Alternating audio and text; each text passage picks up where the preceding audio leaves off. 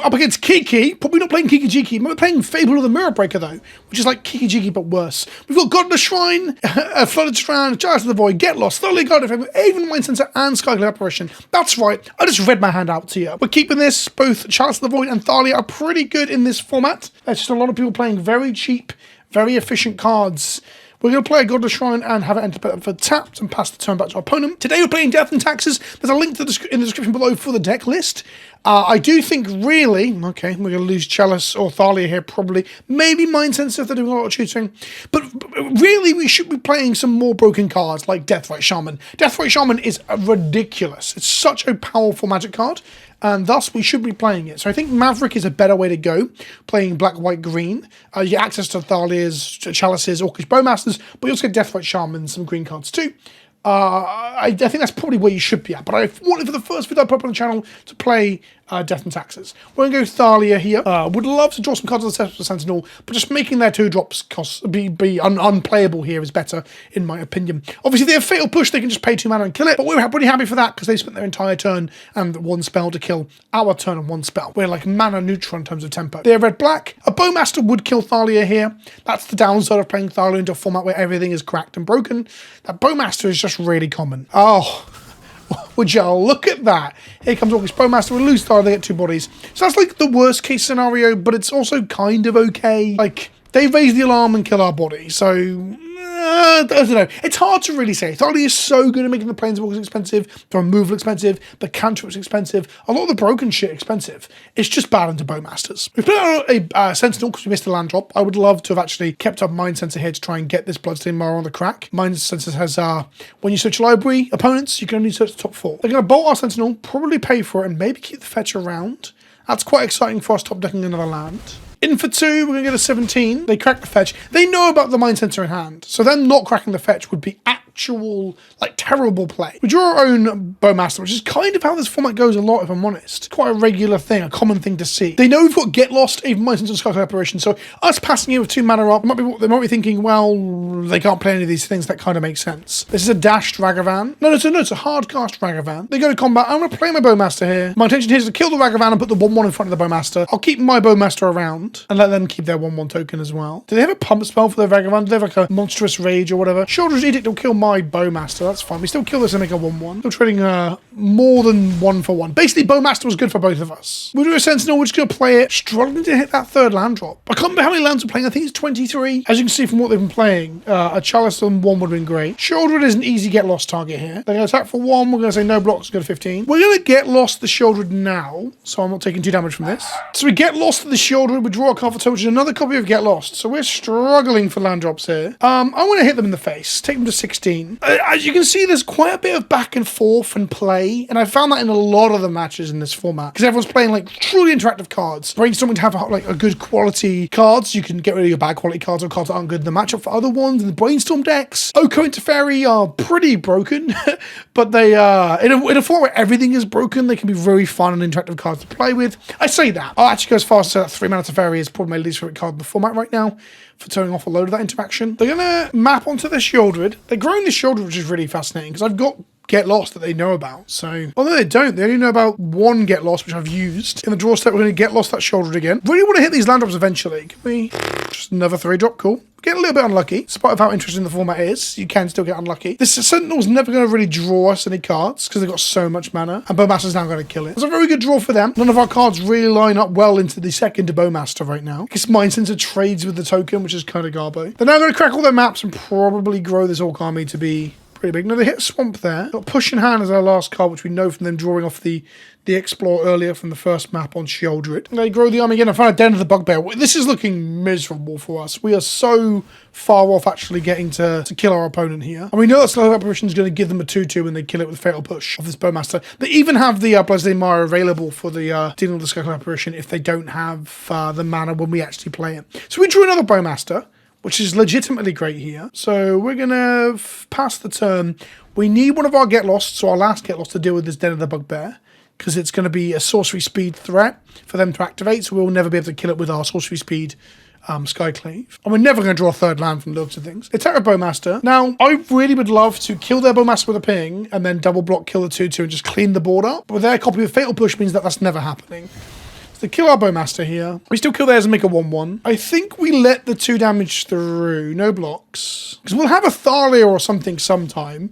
We drew a Luminarch Aspirant, which is pretty decent. We're going to slam that into play now. We don't know what our last card is. There's an unknown card in the hand. The sleeves are sick, by the way. I love these sleeves. Make this into a 2-2. And we're just going to hit them back. Now, hitting them back is a bit awkward because they can Den of the Bugbear here and just hit us for a bunch of damage. And then we start to really lose the race. God, we're taking a lot here. Just a casual 6. I want to take 6 damage. We drew a Thalia, who blocks down the Bugbear very well and makes our Get Lost worse. So I don't want to play this in case we never hit this third land and never get to cast our Get Lost. So we're going to go to combat. We're going to grow our Orc to a 3-3 and we're going to hold it back with no attacks. We are on the defensive now. I think attacking for those 2 points of damage when we knew the Down of the Bugbear was untapping was a bad way to try and race them. They are flooding a little bit, but Down of the Bugbear will undo some of that flooding by giving them a mana sink every turn. So they activate Den. Before combat, I would like to Get Lost it. I do get that stop, right? For combat. You can have some map tokens. There's a pre-combat phase where they can't crack the maps before going into combat. I don't know if I get that stop in Arena, though. I don't think you do. They're going to try and grow that Orc army to get big enough to either trade with my 3-3 or just attack and not get blocked by it, basically. Thoughtseize on top of their library. That's fine. We can't play any of these spells anyway, am I right? Also, interestingly, Skyclad Apparition can't clear up either of the tokens that are currently in play. Do they attack into my 3-3? They do. Fascinating stuff. They should have cracked this map pre-combat here. Do I trade off with the 1-1? Keep my 3-3? Go to 1? Yeah, why not? Why not? They can't crack this at instant speed like they're trying to. Go to 1. They're now going to use the map. Top card was Thoughtseize they put in the bin. There's now Blood Moon. At least we've got a plane so we're getting locked out by the Blood Moon. We draw our third on that, and it's a swamp, meaning we're open to future Bowmasters, which is pretty decent. So we're going to go ahead, put a counter on our 4-4, and then we don't want to die to push, but we can get in for 1 here because we have a flash blocker. They cast Blood Moon. It's going to lock us off Skyclad Apparition for a bit because we don't have a second white source here. And our Ghost Quarters now at the top don't deal with their Den and the Bugbears, but they are also turning off their creature lands too, so we don't really care too much. We are dead to Bowmaster going to 1, by the way. That's probably the main reason not to go to 1. End of their turn, we're going to make an Aven Mind Sensor, and we're going to untap. We're going to draw a Timeless Dragon, which gets us another Plains, which is pretty decent. Do I play another basic Plains in this deck? I think I do. We're going to Plains Cycle the Timeless Dragon, which was added to the Arena client to celebrate the release of Timeless. We get a basic Plains here. We'll play the basic Plains. We'll play the Thalia. We now have 4-4 flyer off the top next turn. I guess we make a 5-5, and then we attack with a 2-1 in the air. Take them to 9, pass to them. We are dead on the board to Orcish Bowmasters, which is probably not where I should have let myself get to. But to be fair, they've played 2 of their 4. There's no way in the 9 hells that they're not playing 4 Bowmaster. They just straight up play a Ragavan. They can't attack into my army profitably. We draw a caravan that is just a mountain, so no one cares about that. I guess I eat the Ragavan. Nah, I eternalize this. We make a 4-4 flyer, ends the game next turn. Put a counter on the Mind Sensor, go to combat and hit them for 3. They go to 6. And now we've got a very good attacks next turn. Just don't play a Bowmaster opponent. Or I guess Bolt kills us too. Liliana the Veil, I don't think that gets them there. Costs them 4 mana. They can uptick and we just discard the Skyclad Apparition, I guess. Although Apparition does kill the Lily. You discard the Aven Mind Sensor. We're going to sack a creature. We'll sack the Aspirant. Sure, it's done its work. It's grown our army to be a good blocker. It's grown our Aven Mind Sensor to be a decent threat. We untap. We draw a Ghost Quarter finally. Then we go to combat. We just attack them for 7 in the end. We kill them. That game was rough. Drawing our Thalias into their Bowmasters is never good, but we got there in the end. And I think that's how I'll pip up to Platinum. There we go. All right, we're on our way. Will I ever play this game to Mythic? Probably not. But Timeless is very fun. Let's play another one. Okay, our opening hand has a Cavern of Souls. We can stick on human to play both our Esper Sentinels. We can't make our Aven Mind Sensor off that Cavern if it's on human. That's probably fine. And then we've got a Ghost Quarter to combo with our Aven Mind Sensors when we finally draw another white source. They go Basic Mountain into Ragavan. You know it. We draw a Cavern of Souls. We name human. We're going to make an Esper Sentinel that we will throw under the bus to kill Ragavan if the opportunity arises. They might just play a land, Bowmaster, Bolt, or similar, or Esper Sentinel, Unholy Heat.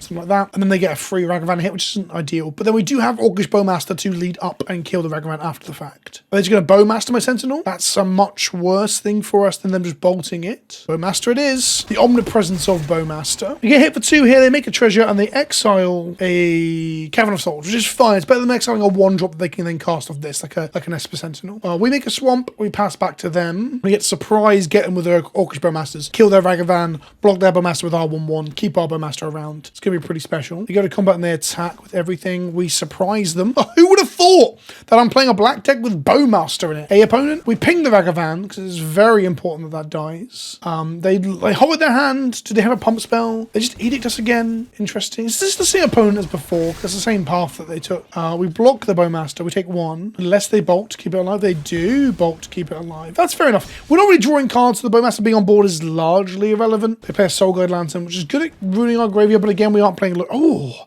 I should play 1 copy of Loris in this deck. I absolutely should do that to replay Bowmaster at the board. At the bin. Ghost Quarter. We have white from Gavin of Souls to play Anointed Peacekeeper. It's a 3/3 Vigilant creature. When it enters the battlefield, we're going to look at their hand. Fable the Mirror Breaker. We're going to name that. So Fable the Mirror Breaker now costs 2 extra mana. And activate abilities, which it doesn't have, costs 2 more. I won't change the back end of it, because that's reflection of the Kiki-Jiki. Basically, it costs 5 mana, which means if they draw a land off the top, they can't cast it, which is pretty decent.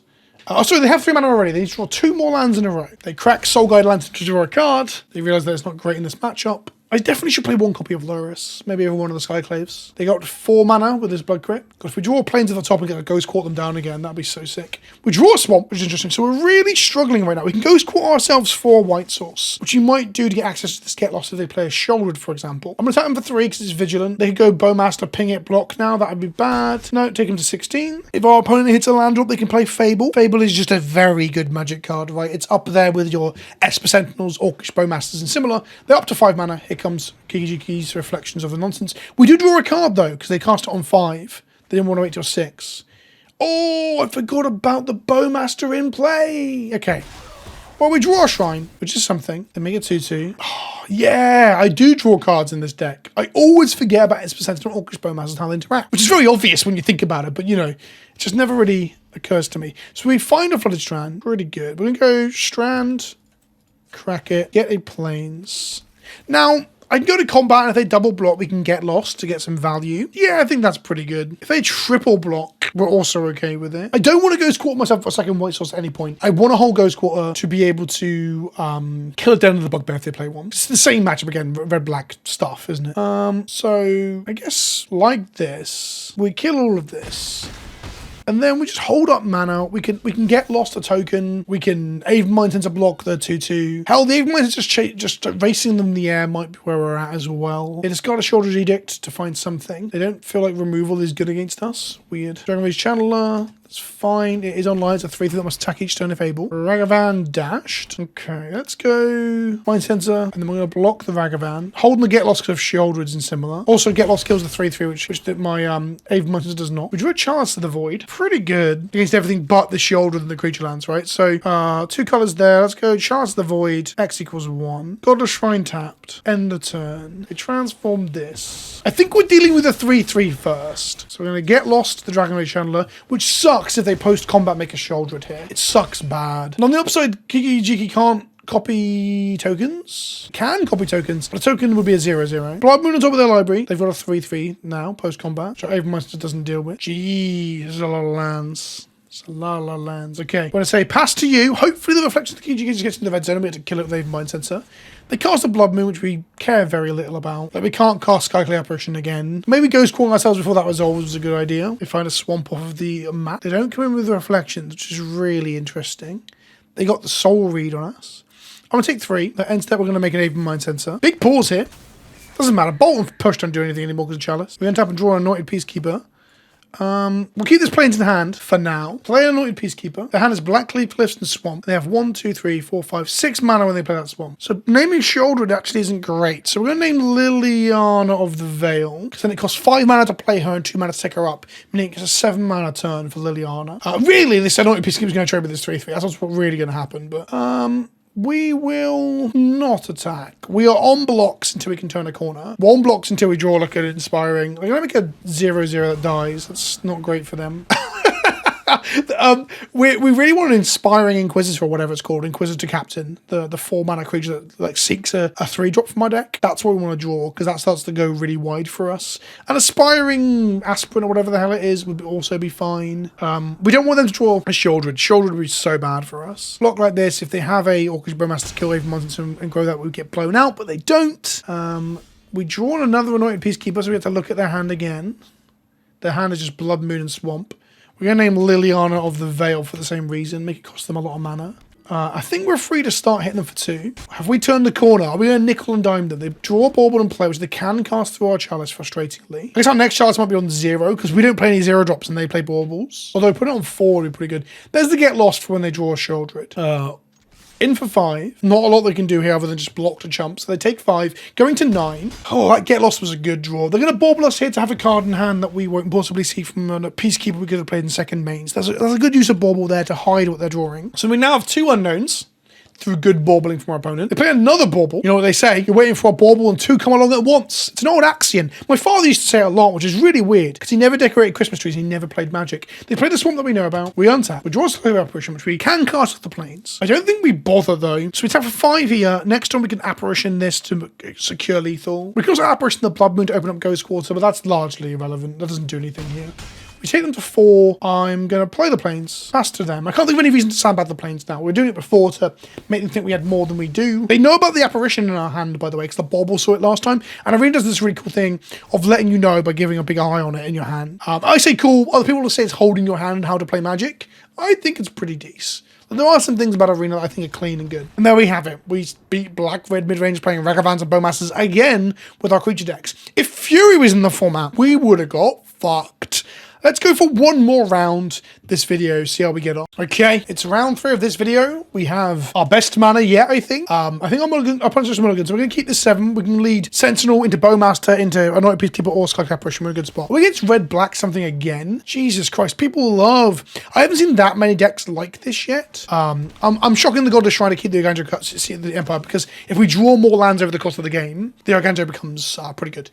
If they bolt us here, they can't pay for Sentinel, which will then draw us a card, which means we go like up on them in terms of card advantage. If they now pay 2 mana to do so, it gives us access to, it's a tempo play, because they spent 2 mana to kill our 1-drop. We're going to hold up Bowmaster. There's a real hopeful... They've got no black mana, so not going to be Bowmaster. I can't think of another red threat. In for 1. They don't bolt it, so they don't have the removal. Weird. Maybe they're going to make a Magma Opus token or something here, and then we have to really shit ourselves. Obosh suggests burn, though, right? Obosh suggests odd-coloured... Oh, they're just going to fire a bolt at our face and try and race us. They aren't going to heat, but after combat, which is really interesting. I guess they want to see what our second main phase was. They pay for the Sentinel. It is gone. That's into our opponent. They go ahead and play Blood Moon. We're going to cast a... We're going to make a black mana. We're going to Ghost Quarter our own Godless Shrine. Go and get a basic plains. Make a white, make a Bowmaster. Like, that is a strip mine against us. But I'd rather be able to cast my spells this game than be locked under this. Play the Arganjo. That's it. Play the Ghost Quarter in case the Blood Moon gets blown up. Hit them for 2. Pass them. Now I hope they don't just like play a sneak attack on 4. Although Anointed Peacekeeper into sneak attack is really good. So actually, sneak attack will be fine. Ragavan dashed. Okay, yeah, that's for 2. They get a treasure. They have access to 3 mana. They find a Thalia. Its owner creates. So if I make a Skyclave, I'll exile a Thalia, by the way. When the Skyclave dies, we get the thing. The problem is... Skyclave costs double white, and we have double white. So we're going to go Peacekeeper, look at their hand, Bone Crusher Giant. So we're going to name Stomp to be 5 mana, 6 mana with the Thalia. So we're going to name Stomp. So we're naming this 3 mana spell, which then costs 1 extra for Thalia, 4 mana, 2 more for Anointed, so 4, 5, 6 mana it costs. They can have access to 5. So we're going to name Stomp. If we name it the next one, we can get it to cost 8 mana with Thalia in play. God, I don't think Blood Moon's that common. I really don't. But here we are, seeing a lot of Blood Moon. Obosh is a 3/5 that we might actually struggle with. They just play a Ragavan out. Okay. Go to combat attack for 3 with a Vigilant Creature. And then I'm just going to make Obosh cost like 2 more as well. That seems pretty good. Yeah, we're going to show Obosh. Now, if they make a land drop and then get their Thalia killed on a block, it unlocks Stomp. Stomp can then also kill the creature the Thalia blocked against. Mishra's Research Desk. Pretty cool magic card. Big fan. You start playing some best of 3 so I can play Chalice. Like, look at all these 1-drops. Chalice would be so good in the second game. They find a Strangle, which costs them 2 mana. They can kill a Peacekeeper to unlock one of the other parts now. Oh, this is not looking good. Them hitting Strangle there is really good. So they Strangle to try and get access to the Obosh. Draw Ghost Quarter doesn't do anything. We're going to go into the red zone again for 3. Pass the turn to our opponent. Hitting one of our basic planes would be so good for this Skyclave, but perhaps we're just too soft to Blood Moon if it's like an omnipresent threat. If we can draw a Get Lost for the Obosh here, we're loving life. Oh, no, Stomp is 2 normally. Thalia makes it 3. That was, oh, I didn't flash anything in there. I absolutely brain fired. I think this game's going downhill, seriously badly. I got very confused by the 2 and then the 3. It's 2, 3 for Thalia, and I made it cost 5, sorry. 2/2/1, 5 mana. So they're going to attack, and this is going to do 6 damage with no blocks. So we're going to block with a 1/1. Me not making that 2/1 flash creature because I was getting confused by the cost of Stomp is pretty big. They're going to make a Mishra's Working Desk with the Unearth cost. Suck it. They're going to find just fucking pure heat with Unholy Heat here. I'm going to make a Aven Mind Sensor in the end step. The problem with Unholy Heat here is that it allows them to kill the Anointed Peacekeeper by blocking with the Thalia. So we needed to draw exactly Get Lost at that point. And we didn't. So we're swinging for 2 in the air, take them to 8. And Holy Heat just kills this anyway, sorry. It's 4 damage because of Obosh. They decided to kill our flyer, which is fair enough. Stomp is also just 4 damage to the face. Now, there's a world where I'd love to double block this thing down with both the Aven Mind Sensor and the Anointed Peacekeeper, but Stomp is online right now, and Stomp is playable right now, so I can't. So I'm going to go to blockers. I think I block with a 1/1. This really opens up their ground forces here. They just slam the Giant. They're not even going to bother with Stomp. Maybe they didn't realize they can cast it with the Peacekeeper in play. 3 more mana for a Peasy. Jeez. Yeah, imagine having access to Skyclave Apparition, how good that would have been. It would have been very strong, wouldn't it? So blocking here, taking 8. No, blocking here, taking 6, 7, 8, 9, 10, 11, 12, 13, 14. Thalia's there too. I guess they get in case they don't attack all out. If they attack all out, they basically win. So we block like this against attack. They kept the token back and the Thalia back. We take 4 plus 6, we take 10. Double blocks is just bad now. They still have cards in hand, all this mana open. I guess I'm going to do that. I'm going to clear their board off a little bit, but I'm just not seeing my out here. If I'm missing a line, if keeping the aspirant around to actually race them is actually doable somehow, then please do tell me in the comment section below. But the wheels of this game fell absolutely off the bus. There we go. They kill our only creature too. Player Ragavan, player Giant. So Blood Moon did very well to get us this game. This Get Lost is incredibly late because both these Skyclaves being able to like take the Thalia block, give us the 2/2 back would have been insane. Being able to take away one of their 4/3s as well is pretty strong. It's not amazing. And it can't hit Obosh because you can't hit things out of 4 mana or more. So Blood Moon actually got us real good.